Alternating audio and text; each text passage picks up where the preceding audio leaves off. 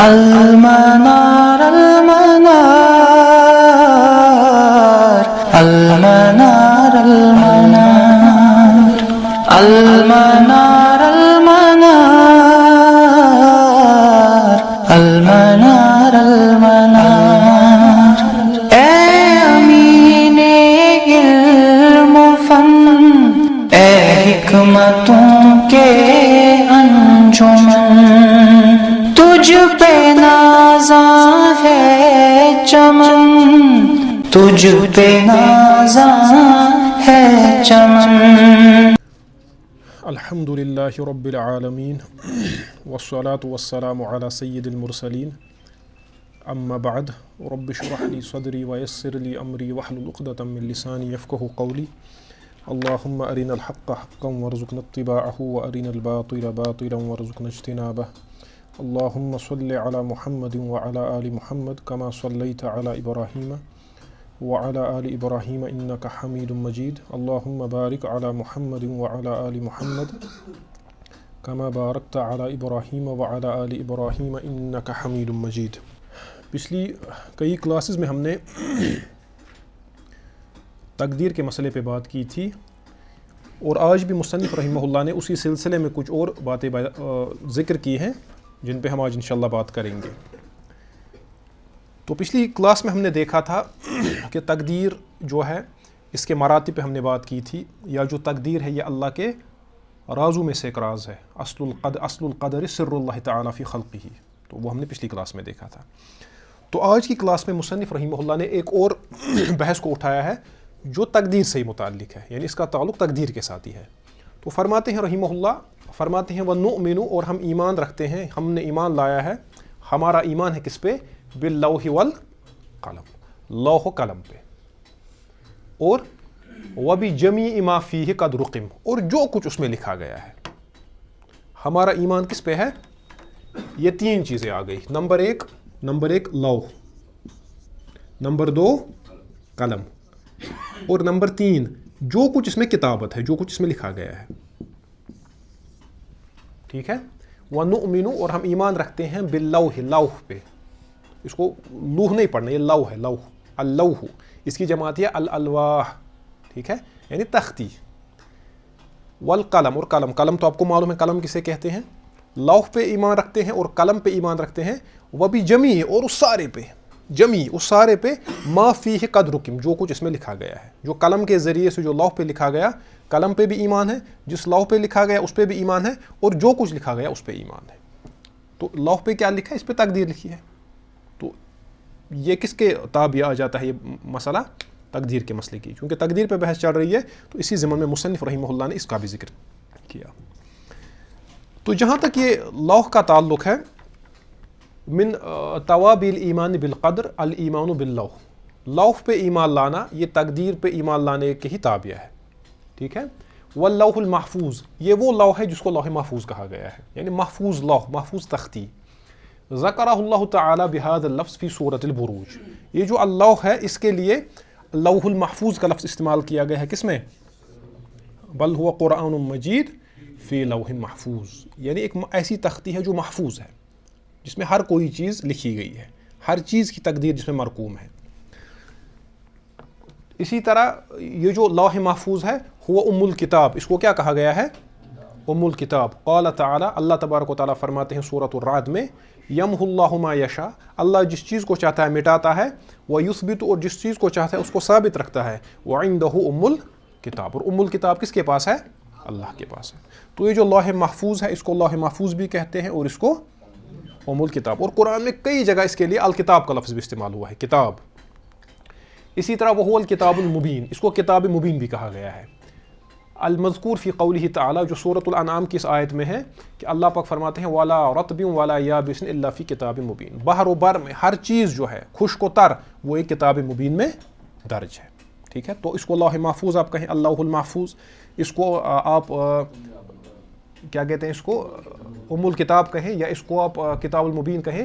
اسی کو کہا گیا ہے کتاب المکنون بھی، یعنی وہ کتاب جو چھپی ہوئی ہے، محفوظ ہے۔ جیسا کہ سورہ واقعہ میں ہے وَإِنَّهُ لَقُرْآنٌ کریم، اور بے شک یہ قرآن کریم ہے، بہت اونچے درجے کی کتاب ہے، فی کتاب مکنون، ایک کتاب مکنون یعنی ایک محفوظ اور ایک پوشیدہ کتاب میں کیا ہے، یہ درج ہے۔ تو جو لا ہے اس کا اس بات قرآن میں بھی ہے، یہ ایسا نہیں کہ یہ احادیث میں صرف ہے، نہیں، قرآن میں بھی اس کا بار بار ذکر ہے لوح محفوظ کا۔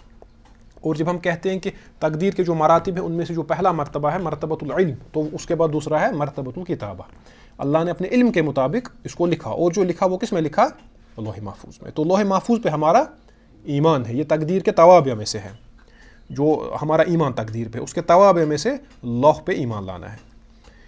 تو اس کے بارے میں علامہ عبد الغنی المیدانی الحنفی رحمہ اللہ فرماتے ہیں، ان کی تحاویہ پہ ایک شرح ہے مختصر، فرماتے ہیں وَنُؤْمِنُ بِاللَّوْحِ ای المحفوظ، یعنی وَنُؤْمِنُ بِاللَّوْحِ المحفوظ، ہمارا ایمان کس پہ ہے، لوح محفوظ پہ، وَهُوَ جِسْمٌ عَظِيمٌ نورانی، یہ جو لوح ہے یہ ایک بہت بڑا ایک جسم ہے، نورانی جسم، ٹھیک ہے، بہت ہی بڑا۔ بعض روایت میں اس کا وہ بھی آیا ہے کتنا بڑا ہے وغیرہ، لیکن اس پہ علماء نے کلام کیا ہے، اس کی صحت پہ علماء نے کلام کیا ہے۔ تو مختصر یہ بات ہے کہ یہ لوح محفوظ جو ہے یہ ایک عظیم نورانی جسم ہے، کتب فیہ القلم باذن اللہ تعالی، اور اسی میں، اسی لوح محفوظ پہ جو ایک عظیم نورانی ایک جسم ہے، اس پہ قلم نے لکھا اللہ کے حکم سے، ٹھیک ہے، کیا لکھا، ما هو کائن الی یوم القیامہ، جو کچھ قیامت تک ہونے والا ہے، اس نورانی جسم پہ قلم کے ذریعے یہ لکھا گیا، لکھا قلم نے، لیکن کس کے حکم سے، اللہ کے۔ اور وَنُؤْمِنُ بِاللَّوْحِ وَالْقَلَمِ، اور ہمارا ایمان کس پہ ہے، قلم پہ، وہ کیا ہے، وہ جسم عظیم نورانی، یہ بھی اسی طرح ایک عظیم اور بہت ہی بڑا نورانی جسم ہے۔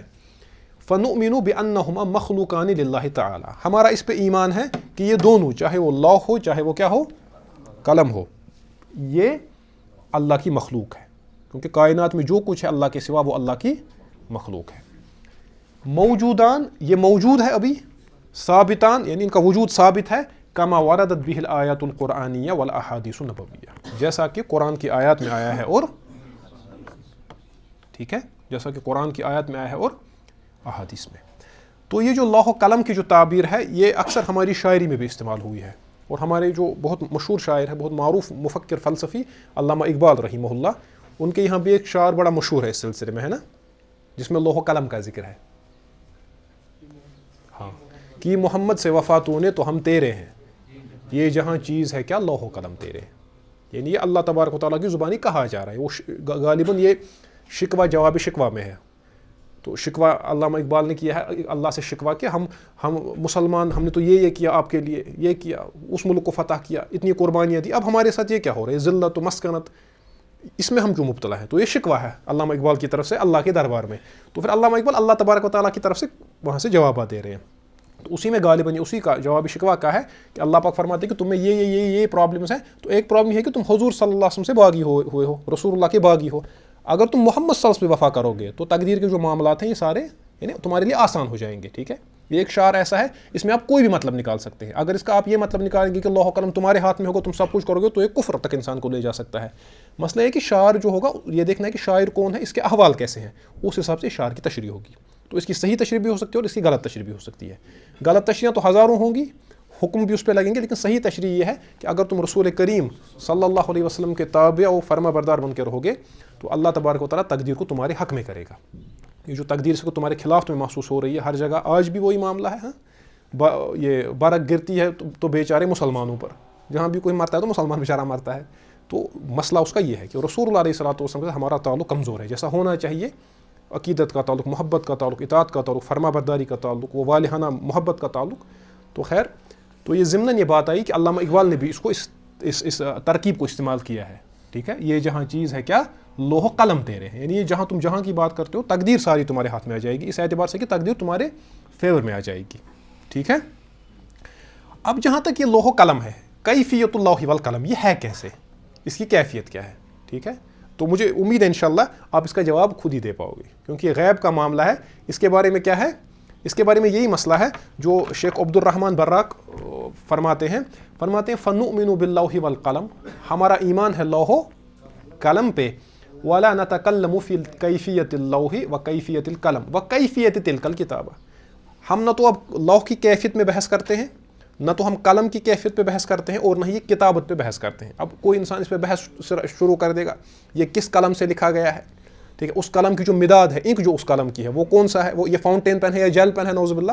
تو اس طرح کے لوگ بھی آپ کو مل جائیں گے. تو یہ پریشانیاں ہیں, اس پہ ہم نے دیکھا ہے اہل السنہ کا اس پہ منہج کیا ہے. ان نصوص کے سامنے انسان کو تسلیم کا وتیرہ اختیار کرنا ہے, سر تسلیم خم کرنا, ان پہ ایمان لانا ہے. کیفیت کا جہاں تک تعلق ہے اس کا مسئلہ کیا ہے, واللہ اعلم کیف کانت تلک الکتابہ, یہ اللہ کو معلوم ہے اس نے کیسے لکھا. ہمیں کون سی پریشانی ہے اس کی, ہمیں تو نہیں اس میں پڑھنا چاہیے. کل ذالک غیب, یہ سارا کیا ہے, غیب. یجب ان نمسک عنہ, ہم پہ واجب ہے, کیا ہے, ینبغی نہیں انہوں نے کہا کہ بہتر یہ ہے, یا یہ نہیں کہا کہ یستحب مستحب ہے, بلکہ کیا کہا, وجب یجب, واجب ہے کہ ہم امساک کریں یعنی رکیں اس سلسلے میں بات. ولا نخوض فی ولا نفکر فی, نہ اس میں غور و خوض کریں نہ اس میں غور و فکر کریں, کیونکہ اس سے پہلے بھی میں نے آپ کو کئی مرتبہ یہ بات بتائی کہ یہ غیب کا معاملہ ہے. آپ کے پاس کوئی سورس ہے نہیں, آپ کے پاس سورس یا تو اللہ کا رسول ہے صلی اللہ علیہ وسلم. انہوں نے کوئی بات بتائی اس کو مانیں گے, نہیں بتائی تو نہیں مانیں گے. اب جو بتایا اس میں پھر دیکھنا ہے کہ وہ حدیث صحیح ہے, اگر صحیح ہے تو ٹھیک ہے, اگر صحیح نہیں ہے تو پھر اس میں بھی انسان امساک کا ہی معاملہ کرے گا. ٹھیک ہے. تو شیخ الالبانی نے اس سلسلے میں دوسرا ایک نقطہ اٹھایا ہے. تو شیخ الالبانی فرماتے ہیں یہ جو لوح محفوظ کے سلسلے میں فرماتے ہیں وہو المذکور فی قولہ تعالی, فرماتے ہیں اسی لوح کا ذکر اللہ کے اس قول میں ہے, بل ہوا قرآن مجید فی لوح محفوظ, یہ ہم نے آپ کو بتایا. فرماتے ہیں شیخ الالبانی رحمہ اللہ, فرماتے ہیں وہو الغیب, یہ کیا ہے, الذی یجب الایمان بہ, جس پہ ایمان لانا واجب ہے. ایسا نہیں آپ کہیں گے غیب ہے تو میں نہیں مانوں گا, نہیں, غیب ہے اس کو ماننا ہے. پھر کیفیت اللہ کے حوالے کرنی ہے. وَلَا يَعْرِفُ حَقِيقَتَهُ إِلَّا اللَّهُ, اس کی حقیقت نہیں جانتا ہے کوئی سوائے اللہ کے. وَاعْتِقَادُ, اور یہ اعتقاد رکھنا, شیخ الالبانی کہتے ہیں یہ اعتقاد رکھنا, أَنَّ بَعْضَ الصَّالِحِينَ يَطَّلِعُونَ عَلَى مَا فِيهِ كُفْرٌ بِالْآيَاتِ وَالْأَحَادِيثِ الْمُصَرِّحَةِ بِأَنَّهُ لَا يَعْلَمُ الْغَيْبَ إِلَّا اللَّهُ تعالی. فرماتے ہیں یہ اعتقاد رکھنا کہ کچھ صالحین, کچھ نیک لوگ ایسے ہیں جن کی نظر کس پہ ہوتی ہے, لوح پہ ہے نا. بہت میں نے کہا نا کہ تصوف کے راستے سے جو صحیح تصوف تھا وہ تزکیہ و تربیت کا نام ہے, اپنے آپ کو پاک کرنا. تو جب وہ ڈیویٹ ہو گیا, اس میں ڈائگریشنز ہوئی, ڈیویشنز ہوئے, تو پھر تصوف کے نام پہ بہت زیادہ کفریات بھی بکی گئی ہے. ٹھیک ہے. تو بہت سارے لوگوں نے یہ بھی کہا کہ بھائی میرا جو پیر ہے اس کو پتہ ہے لوح محفوظ میں کہاں پہ کیا لکھا ہے, کس کے بارے میں کیا لکھا ہے. تو شیخ الالبانی فرماتے ہیں رحمہ اللہ, کسی بھی انسان کے بارے میں, چاہے وہ صالح ہو یا کیا ہو, کتنے بھی درجے کا صالح ہو, اس کے بارے میں یہ اعتقاد رکھنا کہ اس کو اطلاع ہے کس پہ, لوح محفوظ پہ. لوح محفوظ کی آنکھوں کے سامنے کھلی ہوئی ہے. فرماتے ہیں یہ آیات سے بھی کفر ہے, قرآن کی آیات سے بھی کفر ہے, اور احادیث سے بھی کفر ہے. جو صراحتاً, جو قرآن کی آیات یا جو احادیث صراحتاً یہ بات کہتی ہے, تصریح کرتی ہیں اس بات کی کہ اللہ کے سوا غیب دان, مطلق غیب اللہ کے پاس ہے, جیسا کہ پچھلی کلاس میں بھی ہم نے بات کی تھی. پھر اللہ اس میں سے جس کو چاہے علم کا کچھ حصہ دے دیتا ہے. ٹھیک ہے. قُلْ لَا يَعْلَمُ مَنْ فِي السَّمَاوَاتِ وَالْأَرْضِ الْغَيْبَ إِلَّا اللَّهُ, یا رسول اللہ ان سے کہیے کہ آسمان و زمین میں اللہ کے سوا اور کوئی غیب نہیں جانتا. یا رسول اللہ سے کہا جاتا ہے کہ ان سے کہیے وَلَوْ كُنْتُ أَعْلَمُ الْغَيْبَ, اگر میں غیب کو جانتا, لَاسْتَكْثَرْتُ مِنَ الْخَيْرِ, تو میں سارا خیر جمع کر دیتا, وَمَا مَسَّنِيَ السُّوءُ, اور مجھے کوئی تکلیف نہیں پہنچتی. ٹھیک ہے. تو غیب مطلقاً اللہ کے پاس ہے. پھر جو ہم نے کہا تھا غیب نسبی وغیرہ کا جو معاملہ پچھلی کلاس میں بھی ہم نے کہا تھا, پھر اس مطلق غیب میں سے اللہ جس کو چاہے, غیب کی کنجی اللہ کے پاس ہے, جس کو جتنا چاہے دے دیتا ہے. ٹھیک ہے. تو جب آپ کہتے ہیں کسی صالح انسان کو یا کسی بزرگ کو, کسی پیر کو, کسی فقیر کو, کسی درویش کو لوح محفوظ کی آنکھوں کے سامنے کھولا ہے, تو آپ تو ظاہر سی بات ہے آپ ان آیات کا انکار کرتے ہیں جن میں غیب کو اللہ کے ساتھ کیا کیا گیا ہے, مختص, اللہ کے ساتھ خاص کیا گیا ہے. ٹھیک ہے. اب جو اس کی کیفیت کے بارے میں نے آپ سے پہلے بھی کہا کہ کئی حدیثیں آئی ہیں. کس کے بارے میں, مرفوع روایتیں آئی ہیں. مرفوع تو آپ کو معلوم ہوگا. تو لیکن ان کے بارے میں آلموسٹ اکثر محدثین نے ان روایت پہ کلام کیا ہے. البتہ ایک روایت موقوف ہے, یعنی ابن عباس رضی اللہ عنہ تک, چونکہ اب اس کا جو مضمون ہے یہ وہ مضمون ہے جس کا تعلق غیب سے ہے نا. یہ بھی آپ نے حدیث, علوم الحدیث میں بات پڑھی ہوگی کہ اگر صحابی کوئی ایسی بات اپنی طرف سے بیان کرے جو اجتہاد کے ذریعے انسان معلوم نہ کر سکتا ہو, جس کا تعلق غیب سے ہو, تو وہ حکماً مرفوعی ہوتی ہے. ٹھیک ہے. اگر نہیں پڑھا تو آگے آپ انشاءاللہ اس کو پڑھیں گے. تو ابن عباس رضی اللہ عنہ فرماتے ہیں, اور یہ ابن عباس کو معلوم نہیں ہو سکتا تھا خود, یہ تو اجتہاد کے ذریعے یہ مسئلہ معلوم نہیں ہوگا. تو لا محالہ ابن عباس رضی اللہ عنہ نے یہ بات رسول اللہ سے سنی ہوگی, اور کئی محدثین نے اس کو حسن کہا ہے کہ اس کی جو سند ہے وہ حسن ہے. امام الطبرانی نے اس کو اپنی کتاب میں ذکر کیا ہے المعجم الکبیر میں, کہ ابن عباس فرماتے ہیں ان اللہ تعالی خلق لوحا محفوظا من درۃ بیضاء, کہ اللہ تبارک و تعالیٰ نے لوح محفوظ کو سفید اور صاف اس سے پرل سے بنا ہے. درہ کہتے ہیں پرلز کو, ٹھیک ہے, یعنی موتی سمجھے آپ, ٹھیک ہے. دفتاہ یاقوتۃ حمراء, اور اس کے جو دو سائڈز آپ کہیں وہ یاقوت کے بنے ہوئے. کس کے؟ یاقوت کے. قلمہ نور, اس کا قلم کیا ہے؟ نور. وکتابہ نور, کتاب بھی کیا ہے؟ وعرضہ ما بین السماء والارض, اور آسمان و زمین کے درمیان جتنا فاصلہ ہے اتنا اس کا عرض ہے. ینظر فیہ کل یوم 60 و 300 نظرہ, ہر دن اللہ پاک اس میں 360 مرتبہ دیکھتے ہیں. کتنی مرتبہ اس میں نظر فرماتے ہیں؟ 360 ٹائمز. نظرتن یخلق بکل نظرتن, ہر جب بھی اللہ اس میں دیکھتے ہیں تو کچھ نہ کچھ پیدا ہوتا ہے, ٹھیک ہے, تخلیق ہوتی ہے. ویحیی ویمیت, کسی کو مارتے ہیں کسی کو زندہ کرتے ہیں. ویعز ویذل, کسی کو عزت دیتے ہیں کسی کو ذلیل کرتے ہیں. ویفعل ما یشاء, اور اللہ جو چاہے وہ کرتا ہے, ٹھیک ہے.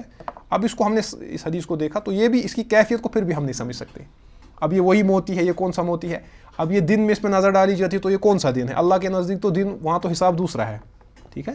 تو اس کے باوجود اگر یہ موقوف روایت ہمارے سامنے ہے, اگر ہم اس کو حکماً مرفوع بھی مانیں تو اس سے تھوڑا سا وہ اندازہ ہو جاتا ہے, لیکن اس کے باوجود بھی ہم اس کو کسی کیفیت کو نہیں سمجھ پاتے جیسی کہ یہ ہے, ٹھیک ہے. جس طرح آپ دیکھیں اس کو, اس مثال سے آپ سمجھیں, جنت کے بارے میں اکثر آپ کو کہا جاتا ہے بھئی وہاں پہ دودھ ہوگا, وہاں پہ شہد ہوگا, وہاں پہ حوریں ہوں گی, وہاں پہ قصور ہوں گے, وہاں پہ محلات ہوں گے, ہے نا.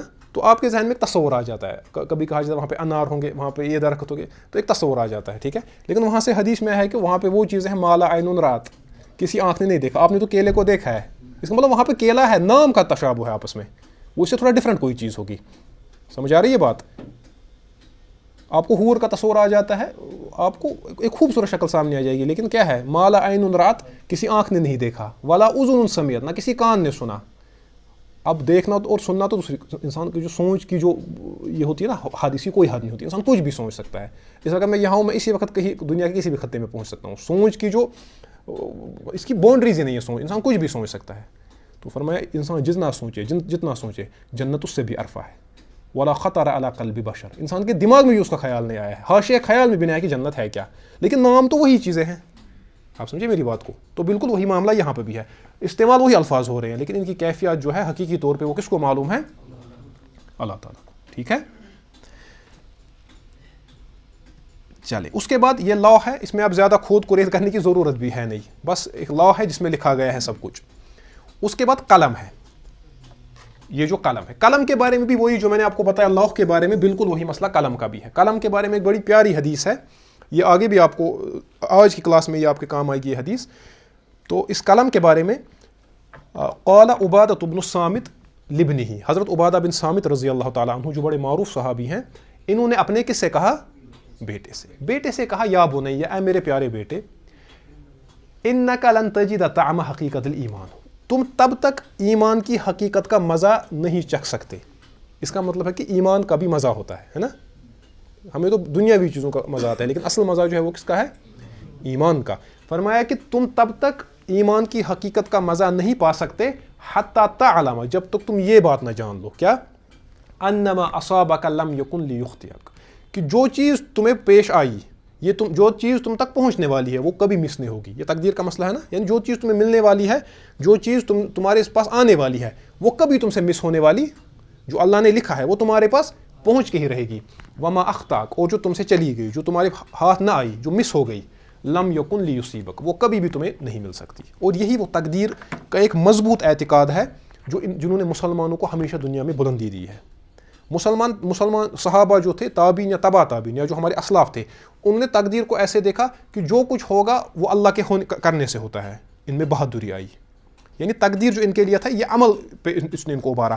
یہ ظالم بادشاہوں کے پاس جاتے تھے, ان کے سامنے اس لیے جاتے اور کہتے تھے کہ ہم حق بات کہیں گے, اللہ نے اگر لکھا ہوگا تو موت آئے گی. ہمارے لیے یہ تقدیر بہانہ بن گیا کس کا؟ سستی کا. اللہ نے لکھا ہے تو کس لیے کرنا ہے؟ آپ سمجھے, دو عقیدہ ایک ہی ہے. ان کی یہاں عقیدہ ایک متحرک قوت تھی, ان کے وجود میں عقیدہ سرایت کر گیا تھا. آپ سمجھے اس بات کو؟ عقیدہ وہی ہے. یہ عقیدہ ربیع بن عامر کو لے جاتا ہے رستم کے دربار میں, اور وہ آپ پڑھیں, وہ بہت شاندار انٹری ہوئی ہے اس دربار میں اس وقت. یہی عقیدہ مسلمانوں کے سامنے کائنات کے ہر ذرے کو جھکا دیتا ہے, تقدیر کا عقیدہ.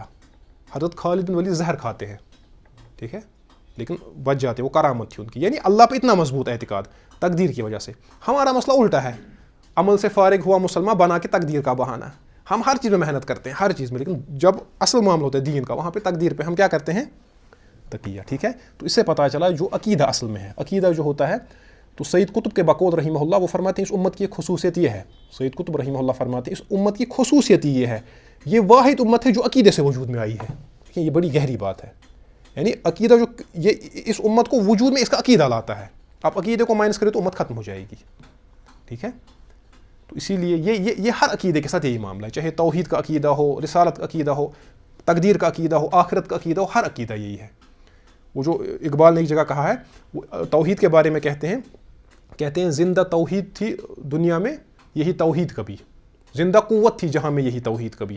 ایک زمانے میں پوری دنیا میں یہی توحید ایک زندہ قوت تھی, مشرق و مغرب ہمارے سامنے سرنگو تھے, زندہ قوت تھی جہاں میں یہی توحید کبھی. آج کیا ہے, فقط ایک مسئلہ علم کلام ہے نا, آج یہ صرف ڈبیٹ و ڈسکشن ہے, وہ اس کی بھی ضرورت ہے. آج یہ فقط علم کلام کا ایک مسئلہ بن گیا ہے. ٹھیک ہے, پھر فرماتے ہیں روشن اس ذو سے اگر ظلمت کردار نہ ہو, اگر مسلمان کا کردار توحید سے روشن نہ ہو, خود مسلمان سے بھی پوشیدہ ہے مسلمان کا مقام. تو اس کو معلوم نہیں اگر یہ کتنی بھی کتابیں پڑھے, جب تک توحید اس کے وجود میں سرایت نہ کرے. میں نے کہا نا, یہ وہ امت ہے جو عقیدے سے برآمد ہونے والی امت ہے. تو وہی معاملہ یہاں پہ کس کا ہے, تقدیر کا. تو حضرت عبادہ بن صامت رضی اللہ عنہ نے کس کو نصیحت فرمائی, اپنے بیٹے کو یہ نصیحت فرمائی, یعنی تقدیر پہ مضبوط یقین کہ جو کچھ آنے والا ہے وہ آ کے رہے گا, جو چھوٹنے والا ہے وہ چھوٹنے والا ہے. مرنا ہے آج کے دن, میں حق کو ہوں گا, اگر مرنا ہے تو مرنا ہے, نہیں مرنا ہے تو کوئی بھی کچھ بھی ہو جائے نہیں مار سکتے. تو پھر اس کے بعد عبادہ بن صامت رضی اللہ عنہ نے اپنی اس بات کے لیے بطور استشہاد رسول اللہ صلی اللہ علیہ وسلم کی حدیث مبارک فرمائی. فرماتے ہیں سمعت, یعنی میں نے خود سنا, کن کو, رسول اللہ صلی اللہ علیہ وسلم, رسول اللہ علیہ الصلوۃ والسلام کو سنا. آپ نے فرمایا ان اول ما خلق اللہ القلم, سب سے پہلے اللہ نے کیا بنایا, قلم. سب سے پہلے اللہ نے کیا بنایا, قلم. اور یہ قلم کیا ہے, ہمیں یہ نور ہے نا, نور کا قلم ہے, عظیم ایک جسم ہے, ہمیں اس کی کیفیت زیادہ معلوم نہیں ہے. اللہ نے سب سے پہلے قلم کو بنایا. فقال له, پھر کس سے کہا, اکتب, قلم سے کہا لکھو, قلم سے کہا. قال رب, اس نے کہا اے میرے رب, ماذا اکتب, میں کیا لکھوں. اب یہ کلام ہوا ہے, کیسے ہوا ہے, اس کی تفاصیل میں جانے کا بھی یہاں پہ, اور تفاصیل میں کہ ہمیں تو معلوم نہیں ہے, وہ شارٹ میں معلوم نہیں ہے. اب یہ بازوبان قال تھا یا بازوبان حال تھا. اگر بازوبان قال کہ واقعتاً قلم نے کہا تو اس کو بھی ماننے میں کوئی حرج, یہ اللہ کا معاملہ ہے, اس نے قلم کو گویائی عطا فرمائی, اور یہ قلم کیسا ہے یہ بھی ہمیں معلوم نہیں ہے. تو اللہ نے کہا قلم کو بنایا, کہا اے قلم لکھو. قلم نے کہا کیا لکھوں, اے میرے رب کیا لکھوں. قال, تو اللہ نے فرمایا اکتب, لکھو, مقادیر کل شیء, ہر چیز کی تقدیر لکھو, حتی تقوم الساعہ, جب تک قیامت آئے گی, یعنی قیامت تک جو کچھ ہونے والا ہے. ولا رطب ولا یابس الا فی کتاب مبین. سمجھے آپ.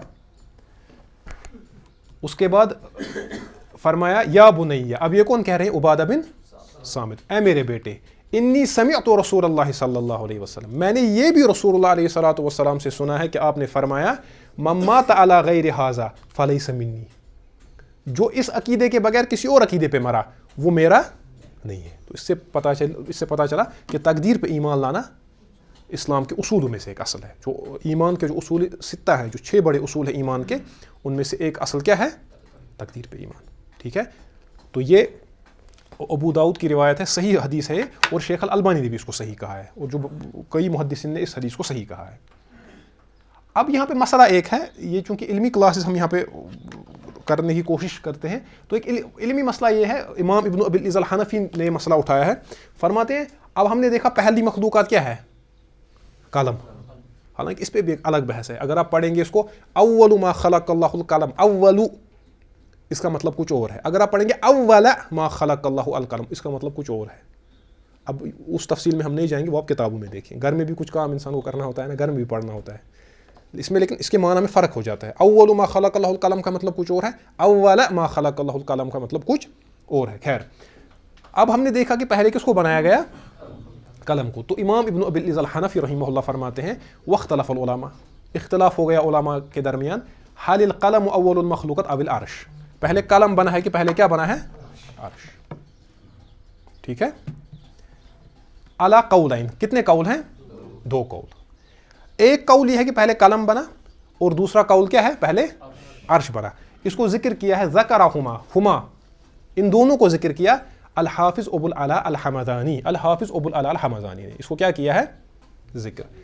اصحہما، ان میں سے صحیح قول کیا ہے؟ یہ کون کہتے ہیں؟ امام ابن ابی العز الحنفی. انہوں نے اس کو صحیح قرار دیا ہے، ترجیح دی ہے کہ ان العرش قبل القلم، کہ عرش قلم سے پہلے ہے، یعنی پہلے عرش تھا پھر قلم بنایا گیا. جبکہ کچھ علماء کہتے ہیں پہلے قلم تھا، اور ان میں سے ایک بہت بڑا نام ہمارے البانی صاحب کا بھی ہے. شیخ الالبانی کہتے ہیں پہلے کیا بنا؟ قلم بنا پھر عرش. مخلوقات تو ساری ہے نا، یہ سب مخلوقات ہی ہیں اللہ کی، اور عظیم مخلوقات ہیں ہمارے تصور سے ماورا. اب انہوں نے ترجیح دی ہے کس کو؟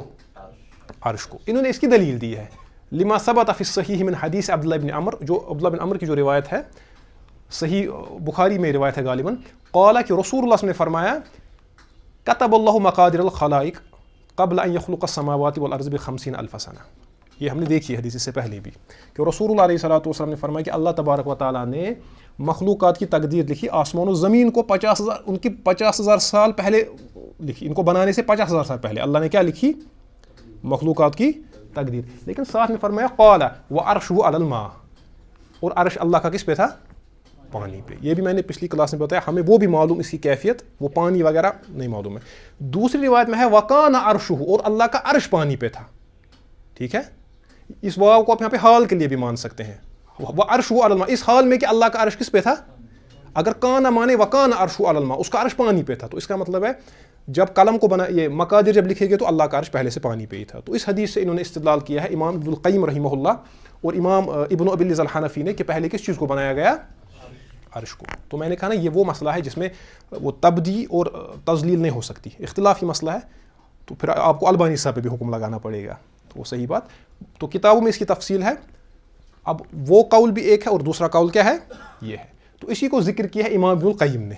یہ میں نے آپ کی دلچسپی کے لیے لایا. میں نے آپ کو بتایا ہے اس سے پہلے بھی کہ امام ابن القیم رحمہ اللہ کا ایک مشہور قصیدہ ہے. اس قصیدے کا نام کیا ہے؟ القصیدۃ النونیہ. اس کو کیوں کہتے ہیں القصیدہ النونیہ؟ ہاں، اس کا ہر شعر نون پہ ختم ہوتا ہے. ٹھیک ہے، اس کے اشعار کتنے ہیں؟ 5,000 سے زیادہ. دیکھیے اب بندے کو زبان پہ کتنی نظر ہے. اس کتاب کا اصل نام کیا ہے؟ القصیدہ نونیہ. تو اس کو اب آسانی کے لیے کہتے ہیں، آسانی کے لیے. اصل نام کیا ہے اس کا؟ الکافیۃ الشافیہ فی الانتصار للفرقۃ الناجیہ. بہت ہی عمدہ کتاب ہے، بہت ہی شاندار کتاب. اس کا ہر شعر نون پہ ختم ہوتا ہے. تو اسی کے اشعار ہیں. دیکھیں کیا فرماتے ہیں ابن القیم صاحب. فرماتے ہیں والناس مختلفون فی القلم الذی کتب القضاء به من الدیانی، ہے نا نون. فرماتے ہیں لوگوں نے والناس مختلفون فی القلم الذی، فرماتے ہیں لوگوں نے اختلاف کیا ہے قلم کے بارے میں. کون سا قلم؟ وہ قلم کتب القضاء جسے تقدیر لکھی گئی، بھی جس کے ذریعے سے تقدیر لکھی گئی، من الدیانی، دیان کہتے ہیں حاکم کو. حاکم کون ہے؟ اللہ. یعنی وہ قلم جس سے تقدیر لکھی گئی، اس کے جس سے اللہ نے تقدیر لکھوائی، اس کے بارے میں علماء کا کیا ہے؟ اختلاف. حل کان قبل العرش او هو بعدہ، سمجھا ہے آپ کو؟ حل کان قبل العرش، کیا یہ عرش سے پہلے تھا؟ او هو بعدہ، یا یہ قلم عرش کے بعد تھا. قولان عند ابی العلا الحمدانی. سمجھا یہ بات؟ اصل میں اس کو نون ہے نا، یہ یا لکھنے میں غلطی ہو گئی ہے. یہ جو یا ہے نا، اس کو یہاں پہ لکھنا نہیں ہے اصل میں. جس طرح آپ نے دیانی پڑھا نا، اس کو یہاں پہ حمدانی پڑھیں گے. یا لکھنے کی ضرورت، میں نے شاید یہ وہاں پہ کٹ پیسٹ کیا ہوگا، کاپی پیسٹ نونیہ سے، تو اس لیے یہ آیا ہے حمدانی. تو پہلے وہ تھا یا پہلے قلم تھا یا پہلے عرش؟ فرماتے اس میں دو قول ہے. کن کے نزدیک؟ کنہوں نے ذکر کیا ہے؟ دیکھیں کہاں سے انہوں نے اس چیز کو لایا. پھر ابن القیم اپنی ترجیح دیتے ہیں. فرماتے ہیں والحق، حق کیا ہے؟ ان العرش قبل لانہ قبل الکتابۃ کان ذا ارکان. فرماتے ہیں حق یہ ہے کہ پہلے عرش ہی ہے، کیونکہ کتابت کے وقت وہ موجود تھا، جو ابھی ہم نے حدیث دیکھی. تو یہ امام ابن القیم نے اس کو ترجیح دی ہے. بہرحال یہ میں نے آپ کو ایک کہتے ہیں نا وہ ہائی لائٹ دکھانا کہ ہمارے علماء نے کن چیزوں پہ بحث کی اور کیسے بحث کی ہے، اور بہت ہی مہذب انداز میں بحثیں ہوئی ہے. آپ ان کو کتابوں میں دیکھ سکتے ہیں کیسے اس پہ پہلے کس مسئلے پہ غور کیا، پھر کیسے استدلال کیا حدیثوں سے. ٹھیک ہے، اور پھر کیسے اس کو اشعار میں کیسے پرویا. ٹھیک ہے، تو یہ ہماری تراث ہے، ہماری لیگیسی ہے. ہم اسی کا انکار کرتے ہیں تو چل پڑتے ہیں ہر کسی ٹام ڈک اور ہیری کے پیچھے. تو یہ صحیح طریقہ نہیں ہے. ٹھیک ہے، تو یہ ہم نے دیکھا اللہ و قلم کے بارے میں اہل السنت والجماع کا عقیدہ کیا ہے.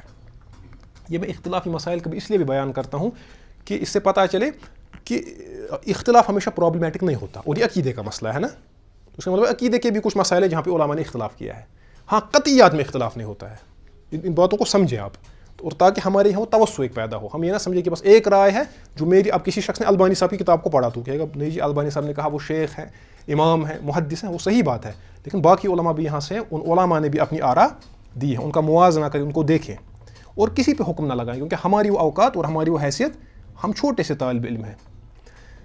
اچھا اس کے بعد اب یہ اس پہ بات کرنے کی ضرورت نہیں ہے، اس کی میں نے شرح بھی زیادہ نہیں کی ہے کیونکہ یہ ایمان کا مسئلہ ہے. جیسے میں نے آپ کو بتایا نا یہ ایمان کا مسئلہ ہے، اس میں اس کو آپ کتنا ٹیکنیکل بنائیں گے. ہر چیز ٹیکنیکل نہیں بنتی، کچھ چیزیں ان کو کیفیت بنانا پڑتا ہے، کچھ چیزیں کیفیت ہوتی ہیں، وہ یہ ٹیکنیکلٹیز میں نہیں چلتی ہے زیادہ، وہ سمپل مسئلہ ہے. امام طحاوی فرماتے ہیں رحمہ اللہ، اور اپنے دلوں کو ہم ٹٹولے ہم کہاں ہیں یہاں پہ، فرماتے ہیں فَلَوْ اجْتَمَعَ الْخَلْقُ كُلُّهُمْ، اگر ساری مخلوقات جمع ہو جائے عَلَى شَيْءٍ، کسی چیز کے بارے میں، كَتَبَهُ اللَّهُ تَعَالَى فِيهِ أَنَّهُ كَائِنٌ، جس کے بارے میں اللہ نے فیصلہ کیا ہے لوح محفوظ میں کہ بھئی یہ چیز ہو کے رہے گی. جس چیز کے بارے میں اللہ نے فیصلہ کیا ہے کہ یہ چیز ہو کے رہے گی، لا محالہ ہو کے رہے گی، اگر ساری مخلوقات جن انسان سارے جمع ہو جائیں، اس لیے لِيَجْعَلُوهُ غَيْرَ كَائِنٌ، کہ یہ نہ ہو پائے. اللہ نے فیصلہ کیا ہوگا، ساری مخلوقات جمع ہو جائے کہ نہیں ہوگی، تو لم يقدروا علیہ، تو مخلوقات اس پہ قادر نہیں ہے کہ اللہ کے اس فیصلے کو روک سکے. اس کے برعکس وَلَوْ اجْتَمَعُوا كُلُّهُمْ عَلَى شَيْءٍ لَمْ يَكْتُبْهُ اللَّهُ تَعَالَى فِيهِ، اب جس چیز کو اللہ نے نہیں لکھا ہے لوح محفوظ میں، ٹھیک ہے، اگر ساری مخلوقات جمع ہو جائے لِيَجْعَلُوهُ كَائِنًا لَمْ يَقْدِرُوا عَلَيْهِ، ٹھیک ہے، اس لیے جمع ہو جائے کہ اس کو کریں، تو وہ اس پہ قادر نہیں ہے. اس کے بعد امام طحاوی فرماتے ہیں جف القلم بما هو کائن الی یوم القیامہ، قلم نے جو کچھ لکھا تھا نا وہ سوکھ گیا ہے. قلم کی جو لکھائی ہے قیامت تک جو کچھ ہونے والا تھا قلم نے وہ لکھا اور وہ سوکھ بھی گیا ہے. وما اخطا العبد لم یکن لیصیبہ، بندے سے جو مس ہوا وہ اس کو کبھی ملنے والی چیز، وما اصابہ لم یکن لیخطئہ، اور جو اس کو ملی وہ کبھی مس ہونے والی، یہ وہی جو ہم نے ابھی حدیث عبادہ بن صامت کی روایت میں ابھی ہم نے الفاظ دیکھے تھے. تو یہ جو انہوں نے بیان کیا ہے، یہ خوبصورت جو عبارت ہے، خوبصورت تعبیر ہے، یہ اصل میں حدیث کے الفاظ ہیں، یہ معروف ہے، یہ حدیث میں آپ کے سامنے پڑھوں گا تو ہم آگے چلیں گے. امام ترمذی اور بھی کئی محدثین نے اس کو ذکر کیا ہے. مشہور روایت ہے، صحیح روایت ہے کہ رسول اللہ علیہ الصلوۃ والسلام فرماتے ہیں، یہ رسول اللہ علیہ الصلوۃ والسلام نے حضرت ابن عباس سے فرمایا، ابن عباس جو بہت بڑے صحابی تھے، فرمایا یا غلام، اے لڑکے، یہاں پہ غلام کا مطلب کیا ہے؟ چھوٹا، یہ وہ غلام نہیں ہے، یا غلام، اے غلام، انی اعلمک کلمات، میں تمہیں کچھ کلمات سکھاتا ہوں. وہ کلمات کیا ہیں؟ احفظ اللہ یحفظ کا، تم اللہ کو یاد رکھو، اس کی شریعت کی حفاظت کرو، اللہ تمہاری حفاظت کرے گا، ٹھیک ہے. احفظ اللہ تجدہ تجاہک، تم اللہ کو یاد رکھو، ہمیشہ اس کو اپنے پاس پاؤ گے، اپنا معاون پاؤ گے. اذا سألت فاسأل اللہ، جب مانگو تو کس سے مانگو؟ اللہ سے مانگو. وَإِذَا اسْتَعَنْتَ فَاسْتَعِنْ بِاللَّهِ، اور جب استعانت کرو تو کس سے کرو؟ اب یہ استعانت اور استغاثہ اور دعا میں کیا فرق ہے؟ استعانت، استغاثہ اور دعا، اس میں ہم نے یہ الاصول الثلاثہ کی کلاس میں ہم نے اس پہ بات کی ہے، وہاں پہ آپ دیکھ سکتے ہیں جو پچھلا بیچ تھا، الاصول الثلاثہ پہ ہم نے اس پہ بات کی اور اس کو پڑھایا ہم نے. اس کے بعد یہی بات رسول اللہ علیہ الصلوۃ والسلام نے فرمائی وَعْلَمْ، اور جان لو، ان الامۃ لو اجتمعت علی ان ينفعوک بشیء لم ينفعوک الا بشیء قد کتبہ اللہ لک، اگر پوری امت جمع ہو جائے تمہیں کسی چیز سے نفع پہنچانے کے لیے تو نفع نہیں پہنچا سکتی وہی نفع جو اللہ نے تمہارے لیے لکھا ہے. وَلَوْ اجْتَمَعُوا عَلَىٰ أَن يَضُرُّوكَ بِشَيْءٍ، وَلَوْ اجْتَمَعُوا، اور اگر جمع ہو جائے عَلَىٰ أَن يَضُرُّوكَ بِشَيْءٍ، کہ تمہیں کسی چیز سے نقصان پہنچائے، لَمْ يَضُرُّوكَ إِلَّا بِشَيْءٍ قَدْ كَتَبَهُ اللَّهُ عَلَيْكَ، بس وہی نقصان پہنچا سکتے ہیں جو اللہ نے تمہارے لیے لکھا ہے، اگر لکھا ہے تو پہنچائیں گے، نہیں لکھا ہے تو نہیں پہنچا سکتے نقصان. رفعت الاقلام، قلم جو ہے ان کو اٹھایا گیا ہے، یعنی قلموں نے لکھا ہے. وجفت الصحف، اور صحائف جن پہ لکھی گئی چیزیں ہیں وہ بھی سوکھ چکی ہیں. اب یہاں پہ مسئلہ ہے یہ اقلام کا لفظ کو استعمال کیا گیا ہے نا، یہ سوال ہو سکتا ہے، آپ نے تو ابھی کہا قلم ہے تو اب اقلام کیسے ہیں؟ تو اصل میں جہاں تک تقدیر کا معاملہ ہے، قلم کئی ہیں، ایک ہی قلم، اور جو کتابت ہے کتابت بھی کئی ہے. میں نے اختصار کے پیش نظر اس کو یہاں پہ ذکر نہیں کیا، میں تھوڑا سا بتا دیتا ہوں. ایک قلم جو ہے وہ سب سے بڑا قلم جو ہے وہی جس پہ ہم نے ابھی بات کی، نون والقلم وما یسطرون. کئی مفسرین کہتے ہیں کہ اس سے مراد وہی قلم ہے جس سے کس پہ لکھا گیا ہے؟ لوح محفوظ. لیکن اس کے علاوہ بھی کچھ کتابتیں، اس کے علاوہ بھی کچھ چیزیں لکھی گئی ہیں. مثلا کیا کہتے ہیں اس کو، جب بچہ ماں کے پیٹ میں ہوتا ہے تو فرشتے وہاں بھیجے جاتے ہیں، ہے نا، فیرسل الیہ الملک، ایک فرشتہ بھیجا جاتا ہے ماں کے پیٹ میں ہی، فیؤمر باربع کلمات، ہے نا، اور 4 چیزیں لکھی جاتی ہیں اس کو، برزق ہی، اس کا رزق وغیرہ، اور اس کی موت، وشقی او سعید، یہ نیک بخت ہو گیا بدبخت. تو کتابتیں بہت ساری ہیں. اور ایک کتابت وہ بھی ہے جس میں وہ ایک صحیفہ ایسا ہے جس میں، اور اس کے لیے الگ سے قلم ہے جس میں صرف بنی آدم کی تقدیر لکھی گئی ہے. کن کی؟ بنی آدم کی. لوح محفوظ میں ہر چیز کی ہے. دوسری کتاب اس میں صرف حضرت آدم علیہ السلام کی اولاد کی ہے. سمجھائی؟ پہلے تو پوری مخلوقات کی، دوسرا ہے جس میں حضرت آدم کی اولاد ہے، پھر حضرت آدم کی اولاد میں سے انڈیویجول لوگوں کی، جس طرح یہ حدیث ہے ماں کے پیٹ میں. تو کتابات بہت ساری ہے. آپ کتابوں میں تفصیل اس کی دیکھیں. تو اس لیے یہاں پہ کیا لفظ استعمال کیا گیا؟ اقلام. کہ بہت سارے قلم ہیں، لکھائی ایک نہیں ہے. اگرچہ اصل لکھائی ایک ہے جو اوریجنل ہے، اصل لکھائی وہ ہے جہاں سے سارا کچھ کیا آتا ہے، جو اوریجنل ہے. سمجھ؟ ہاں، جو سورس ہے. اسی لیے اس کو کیا کہا گیا؟ ام الکتاب. اس کو اسی لیے ام الکتاب کہا گیا. تو یہ حدیث ہے، اور مصنف کے جو الفاظ ہیں حدیث سے ماخوذ ہیں. اس کے بعد مصنف فرماتے ہیں وَعَلَى الْعَبْدِ أَن يَعْلَمَ، بندے پہ لازم ہے کہ وہ یہ بات جانے أَنَّ اللَّهَ قَدْ سَبَقَ عِلْمُهُ فِي كُلِّ كَائِنٍ مِّن خَلْقِهِ. یہ ہم نے اس پہ بات کی کہ اللہ تبارک و تعالیٰ کا علم سبقت لے گیا ہے، وہ بہت پہلے ہے ہر اس چیز سے جو کچھ ہونے والا ہے. یہ مرتبۃ العلم ہے نا. تقدیر کے 4 مراتب میں سے ایک مرتبہ ہے مرتبۃ العلم، اس کا ذکر ہے. فَقَدَّرَ ذَلِكَ تَقْدِيرًا، تو بس اسی علم کے مطابق اللہ نے تقدیر مقرر کی. اور یہ دوسرا مرحلہ کیا ہے؟ کتابت کا ہے نا. علم، کتابت، مشیت، اور 4 مراتب کیا ہیں تقدیر کے؟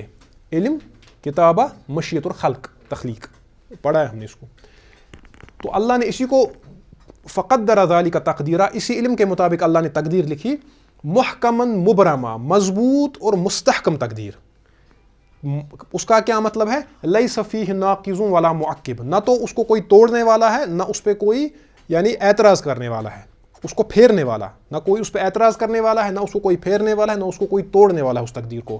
ولا مزیل، نہ اس کو کوئی ہٹانے والا ہے. ازال یزیل کے معنی ہے ازالہ کرنا، ازال یزیل. نہ اس کا کوئی مزیل ہے ہٹانے والا. ولا مغیر، اور نہ اسے کوئی کیا چینج، غیر یغیر تغییر، اس کو چینج کرنے والا بھی کوئی نہیں، چاہے کوئی پیر ہو، کوئی فقیر ہو، کوئی بھی نہیں. ولا محول، محول کے معنی بھی چینج ہے، حول یحول، کوئی تغییر کرنے والا نہیں، کوئی چینج کرنے والا. اب اس میں ایک علمی نقطہ آپ یہاں پہ یہ لے سکتے ہیں کہ جو یہ تغییر ہے، تغییر کا مطلب ہے ادھر ادھر کرنا. ٹھیک ہے، تغییر ادھر ادھر چینج کی، آگے کو پیچھے کیا، پیچھے کو آگے کیا. تحویل کا مطلب ہے سرے سے ہی چینج کر دیا. ٹھیک ہے، جس طرح تحویل قبلہ کہتے ہیں ہم، قبلہ چینج ہو گیا، وہ سرے سے ہی چینج ہو گیا. کہاں سے؟ مجھے بات. تو تغییر میں آپ یہ نقطہ لے سکتے ہیں کہ اس میں وہ اسی میں جو ایگزسٹنگ جو اسٹرکچر ہو اسی میں چینج کی جائے. لیکن تحویل میں اس کو چینج ہی کیا جا سکتا ہے، یعنی نہ تو اس میں کوئی قلم زنی کر سکتا ہے نہ سرے سے، نہ اس کو کوئی سرے سے ہی کیا چینج کر سکتا ہے. ولا ناقص، نہ اس میں کوئی کمی کی جا سکتی ہے، کوئی اس میں کمی نہیں کر سکتا. ولا زائد، اور نہ کوئی بڑھا سکتا ہے کوئی اس میں. من خلقہ، اللہ کی مخلوقات میں سے. اس میں سب آ گئے، اس میں پیغمبر بھی آ گئے، اولیاء بھی آ گئے، فرشتے بھی آ گئے، سب. فی سماواتہ وارضی، چاہے وہ آسمان میں ہو وہ مخلوق ہے، چاہے وہ زمین میں ہو. یہ تقدیر محکم ہے، مبرم ہے، لکھی گئی ہے. قلموں نے لکھا ہے، وہ اٹھائے بھی گئے ہیں. کیا کہتے ہیں اس کو؟ وہ جو لکھائی ہے وہ سوکھ بھی چکی ہے. تو اب کچھ نہیں ہو سکتا ہے. ٹھیک ہے، کچھ نہیں ہو سکتا. تو اب ہمیں کیا کرنا ہے؟ اعملوا فکل میسر لما خلق لہ. تو حدیث میں یہ آیا ہے نا. خیر، تو اس کے بعد فائنلی فرماتے ہیں امام صاحب، فرماتے ہیں وَذَلِكَ مِنْ عَقْدِ الْإِيمَانِ، فرماتے ہیں یہ باتیں جو ہم نے ابھی تک بیان کی تقدیر کے متعلق، فرماتے ہیں یہ ایمان کی بنیادوں میں سے ہے. عقد کہتے ہیں مضبوط کسی چیز کو. ٹھیک ہے، ایمان کے اصول میں سے ہے یہ. وہ اصول المعرفہ، اور معرفت کے اصولوں میں سے ہے. والاعتراف بتوحید اللہ تعالی و ربوبیتہ، اور یہ اللہ کی توحید اور اس کی ربوبیت کا اعتراف ہے. کیونکہ ہم نے بتایا ربوبیت میں قضاء و قدر، تو اس سے پتہ چلا کہ قضاء و قدر کا جو مسئلہ ہے یہ کس میں آ جاتا ہے؟ الربوبیہ میں. اگر آپ تھوڑا گھر میں جا کے دیکھیں گے اس مسئلے کو تو یہ آپ کو واضح ہو جائے گا کہ قضاء و قدر کا جو مسئلہ ہے یہ ربوبیت میں آ جاتا ہے. پھر ربوبیت سے الگ الوہیت کا مسئلہ ہے، اگرچہ یہ سارے آپس میں انٹر ریلیٹڈ ہیں یہ چیزیں. کما قال تعالی فی کتابہ، جیسا کہ اللہ پاک اپنی کتاب میں فرماتے ہیں سورہ فرقان کی آیت نمبر 2، وخلق کل شیء، اللہ نے ہر چیز کو بنایا، فقدر لہ تقدیرا، اور پھر اس کی تقدیر مقرر کی. یا اسی طرح سورۃ الاحزاب میں فرمایا وکان امر اللہ قدرا مقدورا. ٹھیک ہے، تو یہ وہ قول ہے ابن عباس رضی اللہ تعالیٰ عنہ کا اسی توحید ربوبیت کے ضمن میں، قضاء و قدر کی اہمیت کے ضمن میں جو انہوں نے فرمایا ہے. فرماتے ہیں القدر نظام التوحید. یہ پچھلی کلاس میں ہم نے دیکھا تھا کہ جو قدر ہے یہ کیا ہے؟ یہ نظام التوحید ہے. فمن وحد اللہ، جس نے اللہ کی توحید اختیار کی، ولم یؤمن بالقدر، اور تقدیر پہ ایمان نہ لایا، کان کفرہ بالقضاء نقضا للتوحید، تو جو اس نے تقدیر کا انکار کیا یہ اس کی توحید کو توڑ دے گا. ٹھیک ہے. ومن وحد اللہ، جس نے اللہ کی توحید اختیار کی، وآمن بالقدر، ساتھ میں تقدیر پہ بھی ایمان لایا، کان العروۃ الوثقی لا انفصام لہا، تو ایک مضبوط سہارا ہے جو کبھی ٹوٹنے والا نہیں ہے۔ تو آخری عبارت اس کے بعد مصنف فرماتے ہیں، اب اتنا ہم نے تقدیر پہ دیکھا ہے نا، پچھلی 2-3 کلاس میں ہم نے بات کی، یعنی اصل میں یہ ہے کہ اللہ کا سر ہے، اس کی وہ نوعیت وغیرہ وہ ہم نے دیکھا۔ تو فائنلی فرماتے ہیں فوائل، پس افسوس ہے اس کے لیے، ہلاکت ہے اس کے لیے، بربادی ہے اس کے لیے، لمن صار للہ تعالی فی القدر خصیما، جو تقدیر کے بارے میں اللہ کے ساتھ لڑنے لگا، جھگڑالو بن گیا۔ یعنی اللہ سے پوچھ رہا ہے کہ ایسا کیوں کیا، جبکہ اللہ سے پوچھا نہیں جاتا، اس کو جواب دیا جاتا ہے، ٹھیک ہے۔ وَأَحْذَرَ لِلنَّظَرِ فِيهِ قَلْبًا سَقِيمًا، اور اس میں نظر دوڑائی تقدیر کے مسئلے میں بیمار دل کے ساتھ۔ اور میں نے پچھلی کلاس میں کہا تھا دلوں کی 3 قسمیں ہیں، زندہ دل، مردہ دل اور بیمار دل، ٹھیک ہے، وہ بھی ہم نے بات کی تھی۔ لَقَدِ الْتَمَسَ بِوَهْمِهِ فِي فَحْصِ الْغَيْبِ سِرًّا كَتِيمًا، تو لَقَدِ الْتَمَسَ بِوَهْمِهِ فِي فَحْصِ الْغَيْبِ، تو اس نے اپنے گمان کے مطابق کھود کورید کی کس میں، غیب کے بارے میں، جو کہ چھپا ہوا سر ہے، یہ اس میں اپنی صلاحیت صرف کر رہا ہے جو چھپا ہوا سر ہے۔ وَعَادَ بِمَا قَالَ فِيهِ أَفَّاكًا أَثِيمًا، اور بحث کرنے کے بعد جب یہ واپس لوٹا تو یہ وہاں سے کوئی نتیجہ لے کے نہیں لوٹا، یہ 2 چیزیں لے کے لوٹا، ایک تو افاق، جھوٹا انسان، اسیم اور گنہگار۔ گنہگار اس لیے کہ اس کو روکا گیا تھا، بھائی یہ تمہارا ڈومین ہے ہی نہیں، اس میں تمہیں بات کرنی نہیں ہے، تم نے بات کی اس میں۔ دوسری بات، جھوٹا اس لیے یہ ہے، افاق ہے، جھوٹا اس لیے یہ ہے کیونکہ یہ جو وہاں سے کہے گا وہ سپیکولیشن ہوگی، کنجکچر ہوگا، اس کے پاس کوئی علمی بنیاد، جس طرح اکثر ہمارے ویسٹرن فلاسفرز کا معاملہ ہے، بلکہ جو گریک فلاسفر سے لے کے آج تک کے فلاسفہ، وہ ان معاملات میں سارے افاق اور اسیم ہیں، ٹھیک ہے۔ فلاسفی کے بارے میں، میٹا فزکس کو جب وہ ڈسکس کرتے ہیں، ایپسٹمولوجی کو جب وہ ڈسکس کرتے ہیں، تو وہ افاق و اسیم کی حیثیت میں آ جاتے ہیں۔ افاق خصوصاً جو کچھ کہتے ہیں وہ اندازے کی بنیاد پہ کہا جاتا ہے، میں نے سوچا، میرے ذہن میں یہ خیال آیا۔ تو جو بھی انسان تقدیر کے مسئلے میں زیادہ کھود کورید کرے گا، کیا کہتے ہیں اس کو، ایمان، مجمل ایمان اس پہ نہیں لائے گا، تو اس کا نتیجہ یہ ہوگا، اس کے لیے وائل ہے، اس کے لیے بربادی ہے، اس کے لیے تباہی ہے، اس کی دنیا بھی خراب ہوگی اور اس کی آخرت بھی خراب ہوگی۔ وہ دنیا میں جھوٹا اور ایک گنہگار انسان بنے گا، اور اس کا وبال اس کو آخرت میں بھگتنا پڑے گا۔ تو هذا ما عندي والله تعالى عالم۔ الله ربي واحد وأنا بذلك أشهد، ذا مبدئي وأصول، بالرغم ممن يجحد، وشهادتي